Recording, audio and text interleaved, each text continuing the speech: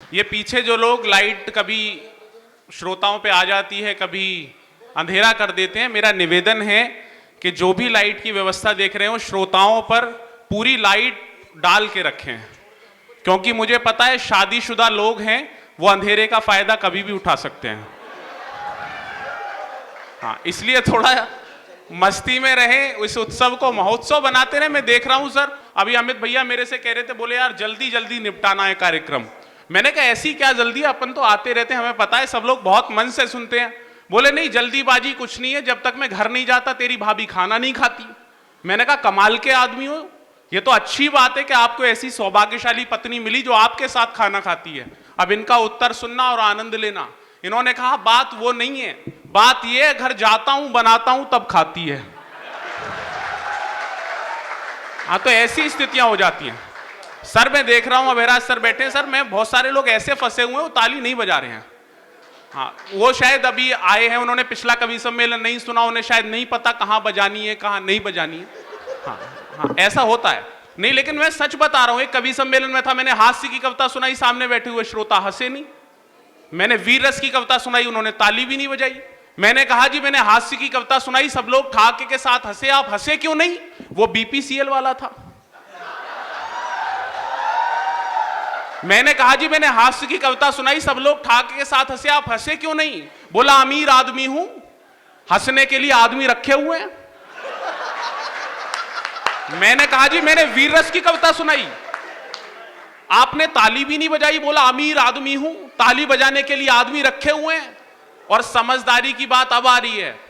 15 दिन पहले वही भाई साहब मुझे बीना रेलवे स्टेशन पे मिल गए, मुझे कहीं से पता चल गया कि उनकी शादी हो गई है। मैंने कहा जी हनीमून पे नहीं गए? जोरदार वाली बजाओ एक बार, जो जो गरीब बैठा हो। हाँ, माइक वाले कहां है? माइक बहुत अच्छा है आपका। नहीं, स्थिति आजकल क्या है, थोड़ा कभी कभी सर माइक आप हर बार अच्छा देते हैं, कभी कभी हमें कवि सम्मेलन में माइक थोड़ा खराब मिल जाता है। और इसमें हम कवियों की गलती नहीं है, आजकल सारी दुनिया ही मशीनों पर डिपेंड होती जा रही है। वो मुझे ध्यान आ रहा है, एक बीपीसीएल का आदमी विदेश से झूठ को पकड़ने की मशीन ले आया। मशीन ऐसी थी, झूठ को पकड़ते ही थप्पड़ मारती थी। अगले दिन बच्चे ने स्कूल जाने से मना कर दिया, बोला पापा पेट में दर्द हो रहा है, स्कूल नहीं जाऊंगा। मशीन बच्चे की तरफ घूमी, तड़ाक से एक बच्चे के थप्पड़ दिया।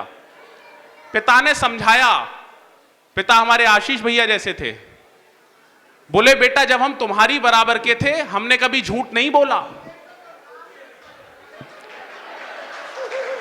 मशीन पापा की तरफ घूम गई, तड़ाक से एक पापा के दिया। और समझदारी की बात अगली आ रही है, एक बार जरा मन से तालियां बजा देना जो लोग समझ जाएं। इतने ही मम्मी बोल पड़ी, बोली बेटा भी तो आपका ही है। जोरदार वाली बजाओ एक बार, दोनों हाथ उठाकर मैं इस कवि सम्मेलन को शुरू करूं। महाकवि दिनकर जी ने कहा था कि कविता वह सुरंग है जिसके माध्यम से हम दूसरे विश्व में प्रवेश करते हैं। आपका मन बाहर आता रहे, आपका उल्लास, आपकी चेतना इस मंच तक पहुंचती रहे। और अभयराज सर और महनीय लोगों की उपस्थिति में एक टिप्पणी इस काव्योत्सव के शुरू होने से पहले कर देना चाहता हूं। सर हमारे पास कोई इंस्ट्रूमेंट नहीं होता, हमारे शब्द होते हैं और आपकी तालियां होती हैं। यह कविता का उत्सव तभी महोत्सव बनेगा जब आपकी तरफ से पूरी चेतना इस मंच तक पहुंचेगी।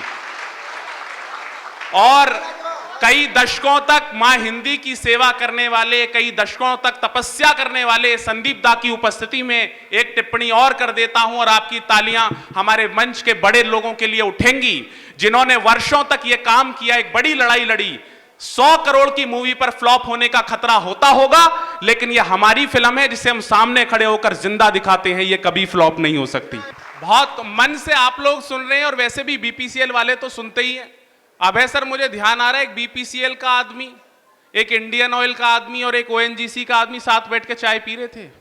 ओएनजीसी वाले ने चाय पीने के बाद कप को सीधा रख दिया, इंडियन ऑयल वाले ने चाय पीने के बाद कप को उल्टा रख दिया। अब बीपीसीएल का आदमी फंस गया, लेकिन अगर फंस जाए तो बीपीसीएल का है ही नहीं। बीपीसीएल वाले ने कप को आड़ा रख दिया। वो दोनों तुरंत बोले तुमने आड़ा क्यों रखा? उसने कहा तुमने सीधा क्यों रखा और तुमने उल्टा क्यों रखा? इंडियन ऑयल वाले ने कहा कि मैंने सीधा इसलिए रखा कि मुझे अभी चाय और चाहिए। ओएनजीसी वाले ने कहा कि मैंने उल्टा इसलिए रखा कि मुझे अब चाय नहीं चाहिए। तू बता बीपीसीएल वाले, तूने इसे आड़ा क्यों रखा? अब बीपीसीएल वाले का उत्तर सुनना और आनंद लेना। बोले तू बता बीपीसीएल वाले, तूने इसे आड़ा क्यों रखा? बीपीसीएल वाले ने कहा कि भैया मैंने कप को आड़ा इसलिए रखा कि हो तो दे दो, ना हो तो रहने दो।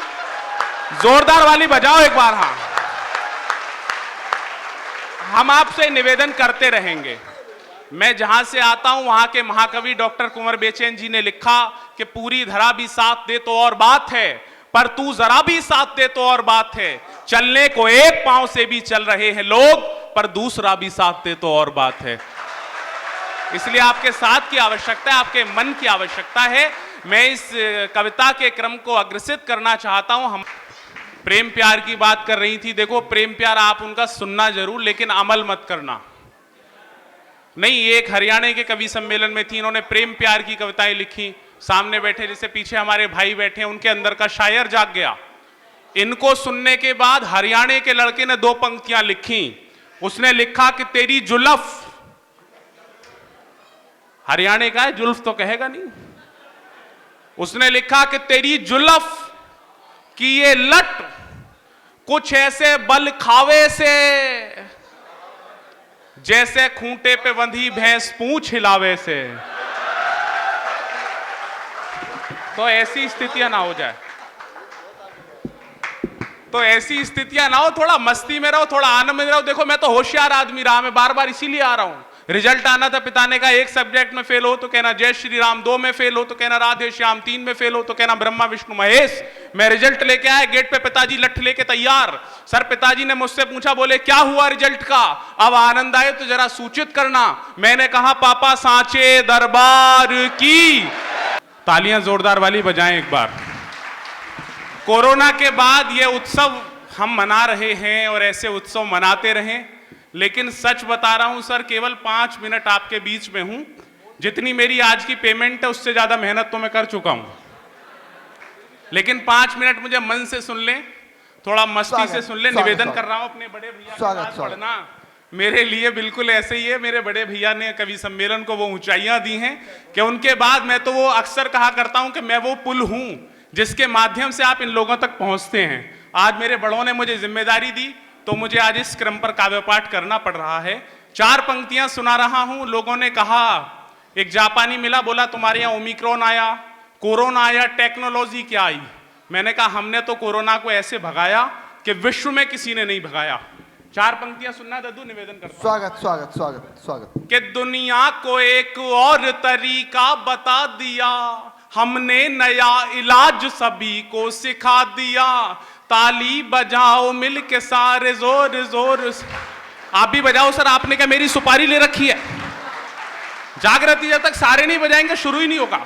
हमने कोरोना को कैसे भगाया, अगर आपने भी ऐसे भगाया हो तो जरा आनंद करना इस उत्सव में। कि दुनिया को एक और तरीका बता दिया, हमने नया इलाज सभी को सिखा दिया। तुम टेक्नोलॉजी नई हमको न सिखाओ, थाली बजा के हमने कोरोना भगा दिया। ताली बजाओ मिल के सारे जोर जोर से। 4 पंक्तियां और सुनना। मैं उत्तर प्रदेश से आता हूं, वहां पे हमारी क्या हालत है। उत्तर प्रदेश, एंटी रोमियो और हम कुमारों की हालत। मन सुने दद्दू, पहली बार सुन रहे हैं, उनका आशीर्वाद मिले, निवेदन करता हूं कि हमको समझ के रोमियो अंदर न करा दें, अच्छे भले लोगों को ये मुर्गा न बना दे। 4थी पंक्ति पे जरा आनंद आ जाए और नए तरीके से बात हो जाए तो जरा सूचित करे बीपीसीएल कैसे सुनता है। हमको समझ के रोमियो अंदर न करा दें, अच्छे भले लोगों को ये मुर्गा न बना दें। यूपी के कुंवारे सभी ये सोच रहे हैं, बाबा जी अपनी ही तरह बाबा न बना दे।